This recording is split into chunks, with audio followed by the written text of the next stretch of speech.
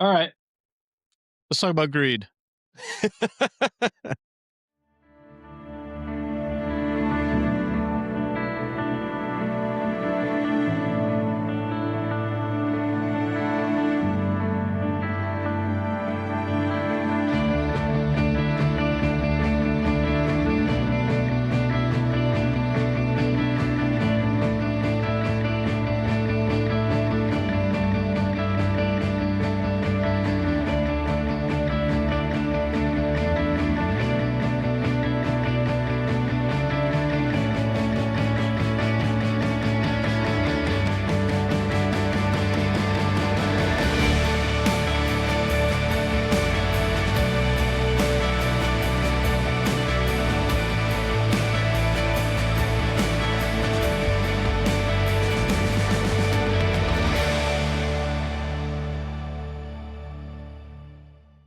All right, Anson. Welcome to the Four Leg Norman podcast, Thank you, Tucker. or welcome back, I should say. We're in week 4. 4 of the series, The Calling. So we've talked about The call to go. the call to love, and the call to choose. That's so right. far. That's right. And I think all three have been really helpful. And I've heard some of our congregation members talking about how some of the daily drills you've pulled Yeah. out, they've been using them, in their groups and everything. So Nice. I think it's been a really cool journey we're on. For someone who preaches, it's awfully nice to hear sometimes that someone's listening. Yeah, So for sure. thank you for listening.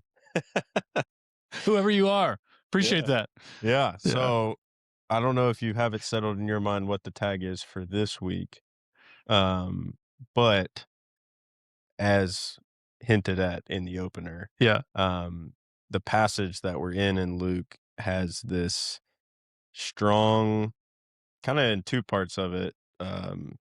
You have to reckon with greed and just the materialism that we all wrestle with in this world we are a part of. Yeah. How would you like to speak to that? Just to set things? Well, the section, I'm framing up the section by saying it's the call to watch, because Jesus has all these things to watch out for. One of his phrases is "be on your guard," and so he leads this section with "be on your guard against hypocrisy," like presenting yourself as somebody that you're really not, being a hypocrite. Watch out for that. He talks about watch out for greed, hoarding up, more and more and more, to the point that it becomes your God. It replaces God in your life. Watch out for that. He talks about watching out for anxiety and worry, and constantly worrying about whether you're going to have enough, or what you look like in the eyes of others. So he says, watch out for that. They weren't all negative things to watch out for. One of them that he talks about is watching for his return. And he says, hey, I'm going to return one day, and you're not going to know when. It's at an unexpected time, so be watchful. Always be in this watchful posture. And then it concludes this section with a word to leaders, because some of Jesus' close followers came to him and said, hey, are you giving these teachings for the masses, like those people out there, or is this for us? And Jesus is like, it's for everybody, but if you're a leader and you are in a manager type of role, then double down for you. Like for those who are in spiritual leadership, all the more urgent is the call to be watchful. So it's for everybody. And for those who are, the Bible talks about this in other places too, in teaching and leading roles, man, if that's you, be even more careful, watchful for these things. So a lot of different things, and we hit on several in the sermon.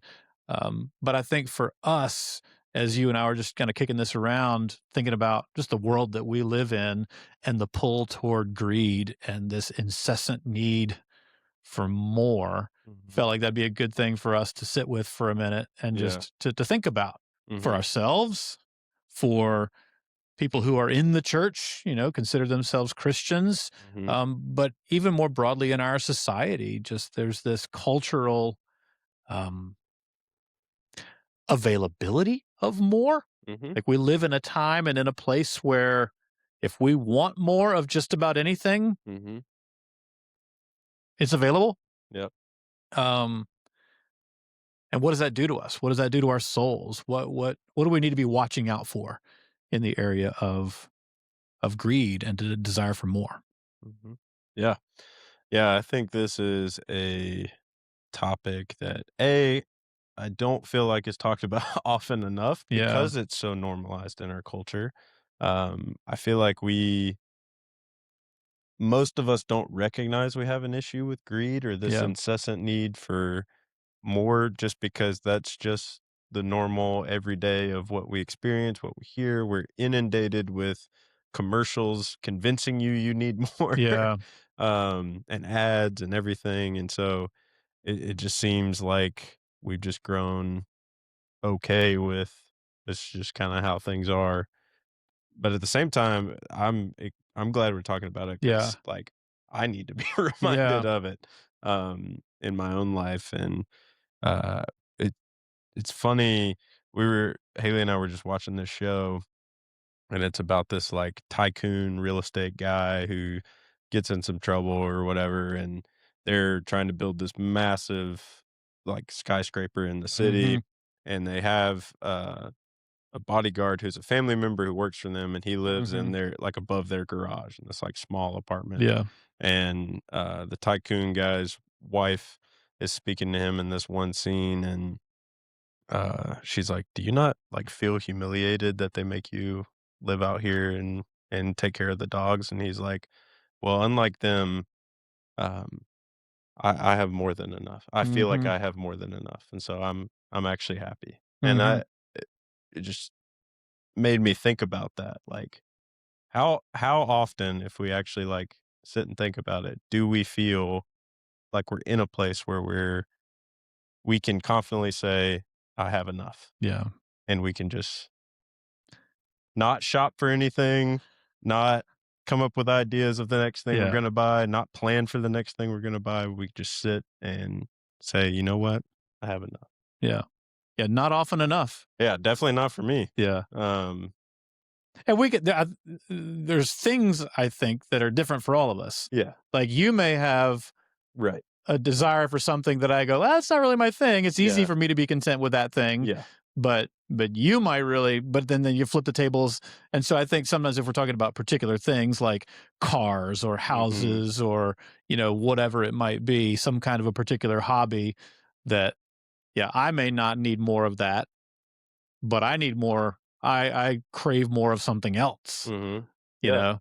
Um, so it's an easy one, I think, to point fingers at others and mhm. go, um, Yeah, yeah, they got a problem, but I don't. yeah, But what is it for me? yeah. That what am I I greedy for? I can name a lot right off the top of my head. We were talking about some of them before we started recording, but, um, I I have a great, Toyota Tacoma, Yep. phenomenal truck. Like, It's a nice truck. those Yeah. things last forever, has very low miles, already paid it off, Good and for you. yet, if I see a Toyota Tundra or, like, Shelby Silverado going down the road, I'm Yeah. like, A little bigger. "Man" yeah, a little Yeah. bit bigger, a little bit more room in it. Yeah. Yeah. I'm like, "Man, I'd love to have one of those." Yeah. And I've gone through the process of thinking like, well, could I trade in what I have and like, Yeah. get it with and you pay a little more? And then I always catch myself and I'm like, you dummy. Yeah. You have no car truck payment right now. Yeah. That Tacoma will last for years and years and years Yeah. past this. Like, and it's a nice truck Yeah. and it gets the job done. It gets me from point A to point B. Like I don't need a bigger truck. My wife actually needs a new car more than I do, yet I spend most of the time thinking about, wanting a new truck. So let's unpack that for a second. Is there anything wrong with a bigger truck? I don't think necessarily, no. I Yeah, I mean, wouldn't say so. yeah, I I mean, wouldn't say a lot of there's guys anything riding wrong. around in big trucks. I don't think we're saying Right. those dudes are greedy or Yeah. those ladies, Yeah. they got a problem because they got a big truck. So I don't Mm-mm. think we're saying that No. it's an issue. I mean, if you have the means, you have, Mhm. I mean, I don't think we're saying that's necessarily greed, but you're very much in tune with like what goes on in your heart and Yeah. mind Mhm. around things that you desire. So what is the problem with that? sort of brain worm that just lives inside your brain that's Yeah. always telling you you got to have that. Like what's the difference for you? Yeah. I don't think it's wrong to um want or desire a Or bigger truck. purchase even. Yeah, Yeah. or purchase a bigger Yeah. truck. Um, for me, it's just ultimately rooted in selfishness, Mhm. and it's not like I'm not operating out of a place of need. It's not a need, and I don't have the means to purchase one. Yeah. So why would I constantly be and for me, what I think what I've recognized is it's catching myself because really what I'm doing is being envious of what that person has Yeah. and not being grateful for what I have. Yeah. And so for me, it's just about the motives of my heart. Yeah. It's not necessarily that having that would be bad Exactly. or wanting it is bad. But my want of it is coming from this place of selfishness and envy and Yeah. jealousy that they have that thing. And there's so many like Yeah.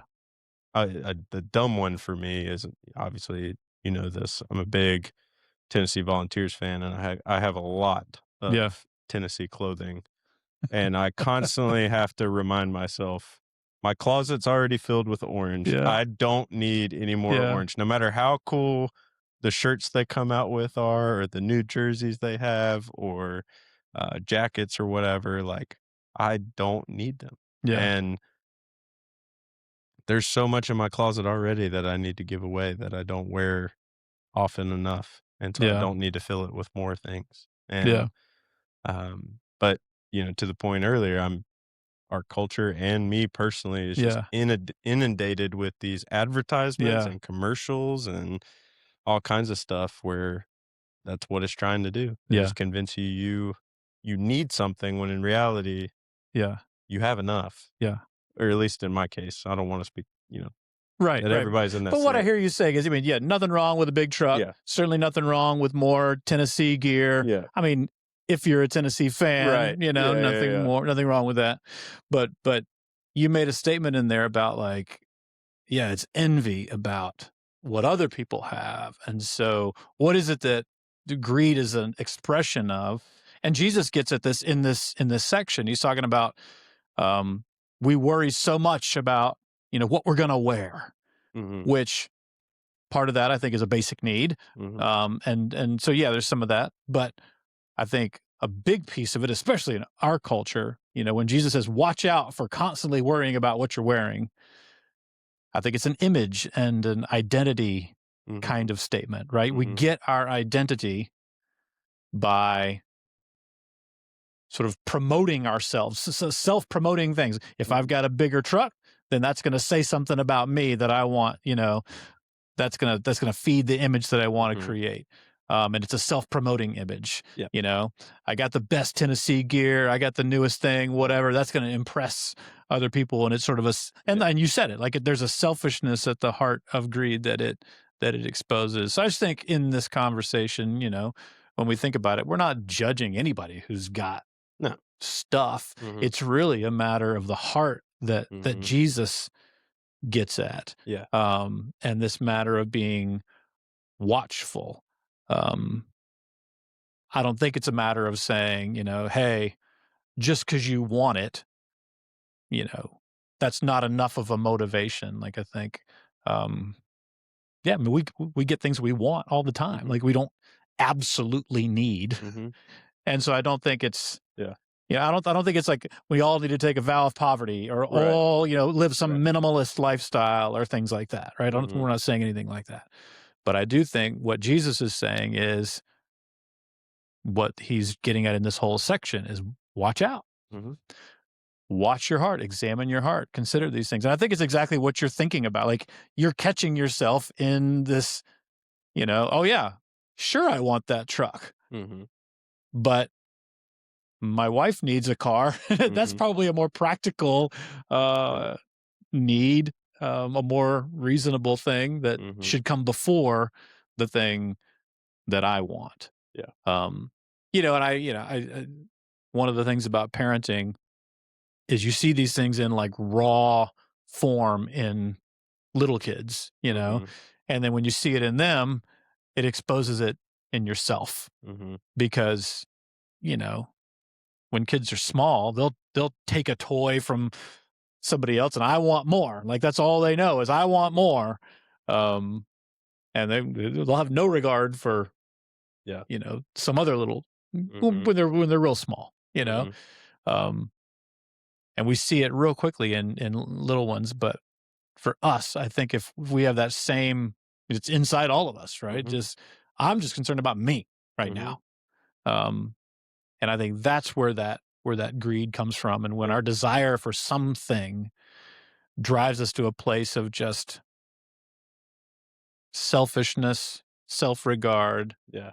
um, then yeah, then I think we're in greed Yeah. territory. Yeah, and as we're talking about it, I think the the thoughts crystallizing a little more because yeah, I don't think you have to go live take a vow of poverty or Yeah. live this like extremely minimalist lifestyle unless that's something you feel like if you feel like greed is a huge issue in your life and you're like consumed by it and it's one of the biggest sources of Yeah. idolatry for you, then maybe taking a drastic step like that would be a helpful way to kind of course Yeah. correct and let Jesus change you. But I think when I've seen people who are well off, who have nice things, what makes me appreciate their heart is how generous they are with what they have. Mhm. So it's almost like greed and generosity are kind of like the antithesis of each Yeah. other.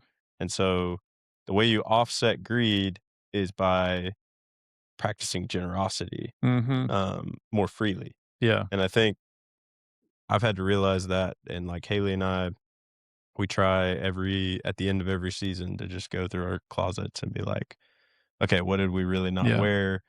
Let's go, give that away to Goodwill or Mhm. Salvation Army or whatever, whatever organization may need it. Yeah. Um, just as a practice of not hoarding for Mhm. ourselves, but giving generously because God, we have enough. Yeah. In Christ, we have enough. And I think that's the point of the parable Yeah. is this the guy in the story is wanting to build more and more so he can store more for himself. Yeah. But if he practiced generosity, he wouldn't need to build these bigger barns to store more for Yeah. himself Yeah. because he would have, plenty of space Yeah. because he's giving some of it away. Yeah. So I do think generosity and greed are kind of that swinging pendulum.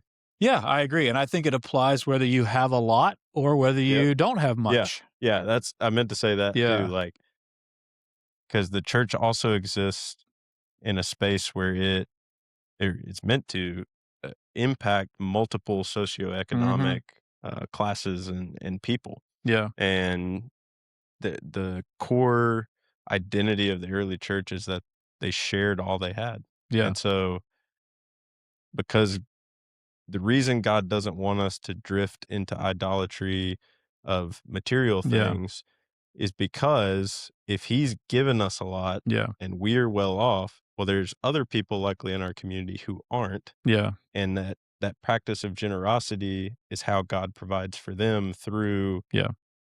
us. Yeah. And I think that's a beautiful part of what the church is. Yeah. Yeah. And I think since greed is really a posture of the heart, so we said earlier, it's not so much about the truck. Yeah. It's about what's happening inside my heart, Mhm. right? Um, I want the Mhm. status that's gonna provide for me. It's a selfish, thing that I think that thing is gonna provide me. Mhm. So, but it's not so much about the truck.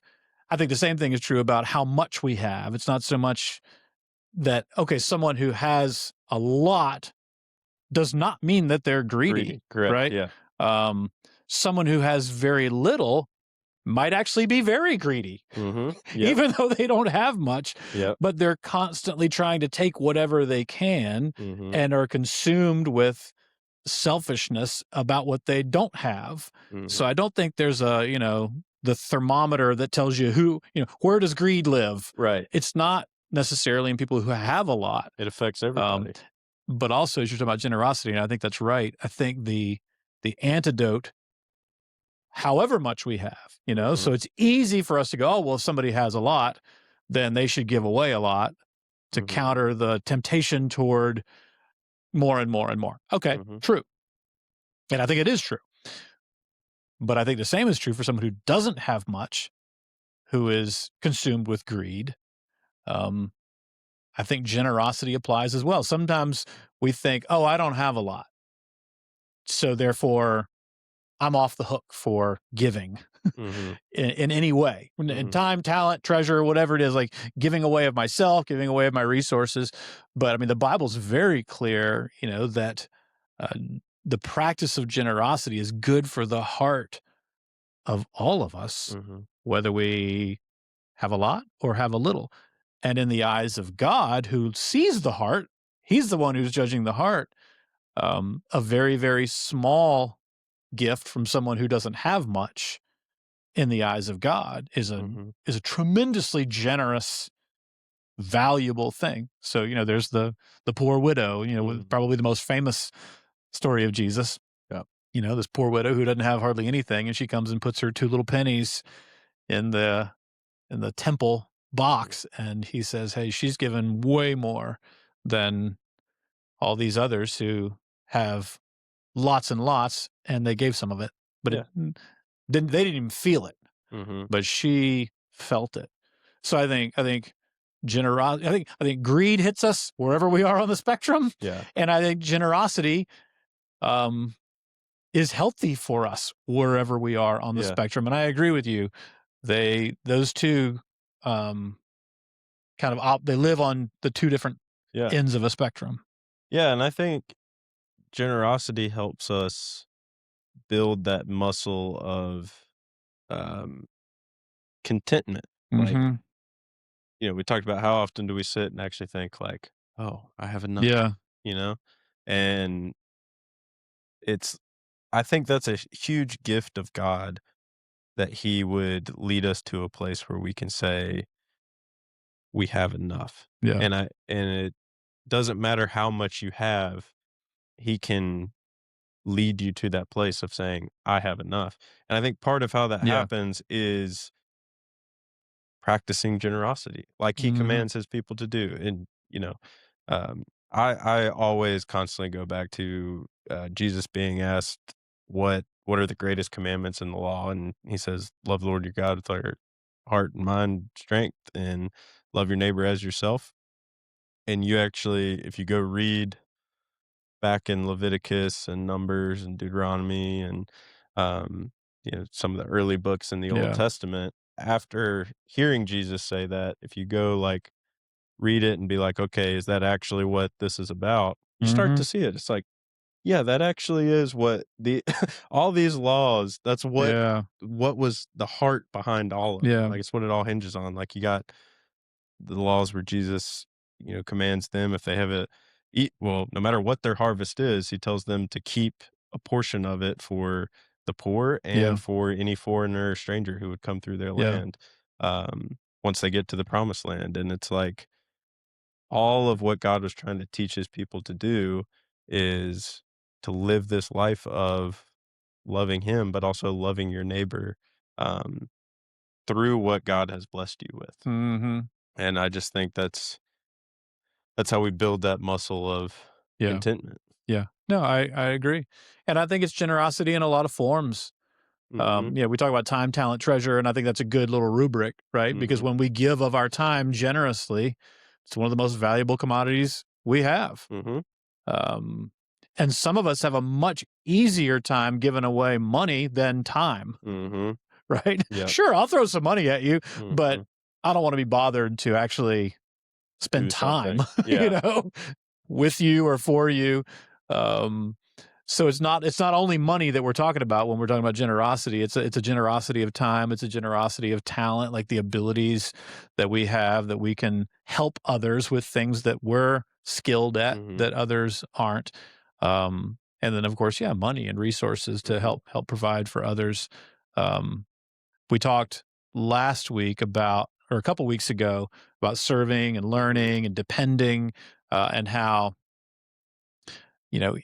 each of us is sort of more inclined toward one than the Mhm. others. And I think the same thing is true with time, talent, treasure. We tend to Yeah. be more inclined toward one or two than the others. Mhm. But really, it's all of them. It's cultivating a whole life Yeah. heart of love for others. And, in the Great Command, loving others as we love ourselves. That doesn't, so we do love ourselves. Yeah. Like, kind of coming back to the thing of like greed. It doesn't mean we don't ever get any things we want. Mhm. No, I think a healthy love for self is required to have a healthy love for others. Mhm. So it's not a vow of poverty. Yeah. It's not self-abasement or, Mhm. some sort of self-deprecating, Yeah. lifestyle, depriving ourselves. Mhm. I don't think I don't think deprivation Mhm. is the opposite of greed. Yeah. Generosity is Generosity. is the opposite Yeah. of greed. So but um yeah, I think those things all kind of working together, understanding that, yeah, we do have a heart that, yeah, we naturally we all want more. Yeah. The tendency toward greed is there. Mhm. So what do we do about that? Don't deprive ourselves out of some attempt. Yeah. Maybe for a season. I mean, we fast. I mean, Yeah. that's a way of like uh, strategic deprivation, I guess, Yeah. to train ourselves that we don't always have to have whatever it is. So okay, maybe deprivation in doses is a thing, Yeah. but not as a lifestyle. Right. Um, but I like this, focusing on generosity to pull our hearts toward others, because what fundamentally is greed? It's loving ourselves above others. Yeah. What Yeah. is generosity? It's loving others as we love ourselves. Yeah. Fasting is a good point to bring up, and I don't think it's necessarily deprivation, but it's a discipline Yeah, that helps us build contentment, helps us yeah, become more generous, become yeah, a whole bunch. I mean, I could go on and on sure. about the benefits of fasting, um, but yeah, it's the time, talent, treasure framework. Like Paul in Romans 12 says to offer your bodies as a living sacrifice, for this is your true and proper worship. So Yeah. it's like that includes our material possessions, like Mhm.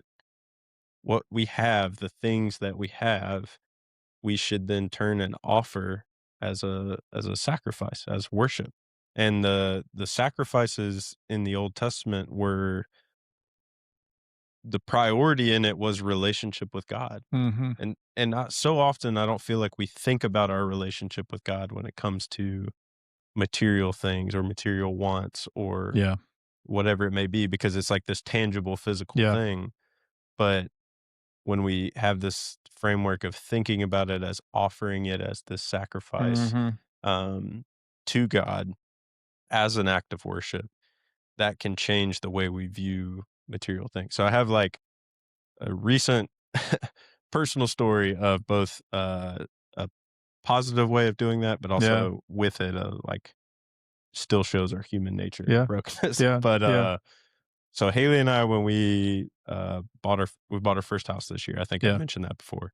And one of the things we prayed about as we were searching for a house, and one of the things we talked about a lot is like we want to use this house for the glory of God. We want to practice hospitality. We want to host people. We want to have people over so we can have conversations about the good news of Jesus, and so Mhm. people can grow in their walk spiritually and grow in the love of Jesus. Um, that was a big thing for us. And so we've been in it since April. And so turning into 2026, we've been talking about, well, so we practiced hospitality last year. Here's some things we recognize we can maybe improve on to make a better hospitable Mhm. environment. So, one of the things was we wanted to buy a new sofa, new couch, and new living room furniture. And so, we did that recently for the reason of like when we have people to come to our house, we want them to have a seat. We don't want to Yeah. have people sitting on the fireplace or in the floor. Yeah. Like we want everyone to have a place they can sit. So it's this good Yeah. motive and desire. Yeah. But then we're like, okay, well, what do we do with the other couches? And a while back, we had a conversation of like, all right, whenever we do get a sofa, like we should donate these couches to the church just to, refresh some of the furniture there because, they could probably use it in some way. And then as time passed and we actually bought the couch, we are like, okay, how can we put these couches, clean them up, put them on Facebook Marketplace, and like recoup some of the money we spent on this sofa, and just because that's like how Yeah. quickly we want Yeah. more, and I just caught myself today and texted Haley. I was like, "Hey, remember when we said like we were gonna give our couches away? Like, I think we should probably still do that." And we are both like, "Yeah, we don't really need money for like selling these couches, so Yeah. yeah, let's just give them away." Yeah. So I think it's what we've been talking about. It's all about the Yeah. motives Yeah. behind what you're trying to do, but sometimes even when you have good motives, that Yeah. greed can still creep back in just because we just live in a fallen, Yeah. broken world, and it's Yeah. hard to break old bad habits. Yeah. Which speaks to one of the other great principles that every evangelical church in the West lives by. Youth groups need Mhm. hand-me-down couches. They do. That is Like every 100% true. every youth room in every church Yep. that I've been in Mhm. is furnished with the hand-me-downs of Yep. people who get better furniture and Mhm. That is hey, 100% true. donate it to the youth group. Yep. They'll destroy our old couch real good. Which Yeah. I know what you're thinking about. The couches that need to get replaced in the youth room are Yes. terrible. Yep. But they're So yeah, soon to get an upgrade. nice. Yeah. Yeah. All right. So, Well, yeah, I'm trying to give as many real life examples of what this yeah, looks like just to kinda, like, instead of just talking about it as this theory, be like, yeah. what do we actually mean I when we appreciate talk that. about greed? Yeah, Um, Because yeah, I just to your point, it's easy to see someone who has a lot and be like, "Oh, man, they're yeah, they're so greedy," and not even recognize, yeah, like, the greed in your own heart even. It's not like Haley and I are super well off yeah, but I still, like, struggle with it a yeah, lot. yeah, yeah. No, I appreciate that, and that's true. Because we all do. Mhm. We all, and it's just different for everybody. The things that we want more of. Yeah, Yeah. yeah. I think. Yeah, it's just how it is. Yeah, um, but I shared, about our intentionality behind wanting a house and yeah. wanting to upgrade the house because there's people I know who God has blessed immensely financially, but they make decisions on how to use their wealth for purposes like that. Mhm. It's it's just this incredible hospitality and generosity that's Mhm. the heart behind the financial decisions that they're making.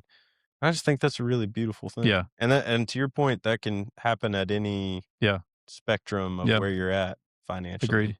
Um, and so I guess the practical thing is just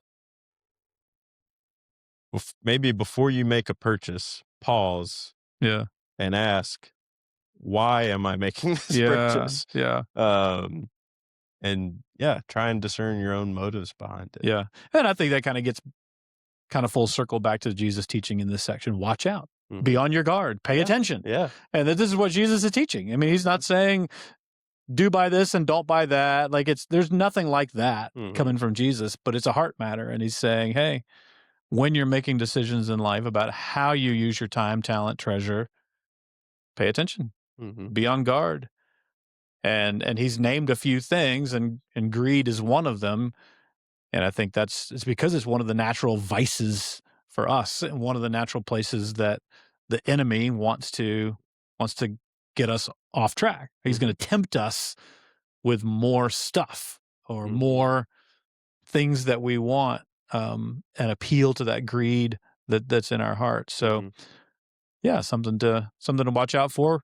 No matter how much we have, no matter how old we are, like what stage of life we're in, Hmm. and no matter what the thing is that the shiny thing that's hanging out there. So Yeah.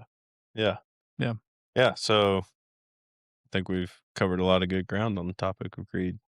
Generosity is the opposite. If you wanna Yeah, swing away from that temptation, try practicing some generosity, but be watchful. Take some time to think before you make purchases and, yeah, um, yeah, ask yourself what your motives are because at the end of the day, greed, like, I think all sin could be put under the category of idolatry yeah, in one form or another, and greed is no different. yeah, Greed is thinking that having more will satisfy you when in mhm, reality God is the only one who can satisfy yeah, you. And when you find your satisfaction in God, you can live in that place of saying, I have enough. yeah, When you experience the joy of his love and a relationship with him, um, it can free you from trying to chase that, looking for that satisfaction in other yeah, places. yeah. So I think you've brought it home.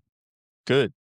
So in the sermon, we tackle a handful Yeah. of other things to Hmm. watch out for. We got a daily drill that we talk about this time as we go through our series, putting some Hmm. feet on these things. So if you're looking for more to dig into, the sermon's available. Looking for a church to come and connect with and be a part of. We'd love to see you at Lake Norman Baptist. Yeah. Um, but yeah, Yeah. Thank you guys for tuning in. And yeah, to echo what Anson said, if you're looking for a church, we're a church at Lake Norman Baptist that exists to bring healing, connection, and purpose to people all around Lake Norman through the love of Jesus. And so if you live in the Lake Norman area or if this content's beneficial for you, we would love to connect with you. There's a link to our website in the bio. So please take the time to do that if you've listened all the way through this episode. And we will see you next week. Hey everyone, thanks for listening to the end of the episode. If you're enjoying these conversations each week, do us a favor, hit that subscribe button right here on YouTube or the follow button wherever you listen to podcasts. It's quick, it's free, it's easy, and it makes a huge difference in helping our podcast reach more people in the Lake Norman community. Thank you for supporting the For Lake Norman podcast, and we hope you have a great week.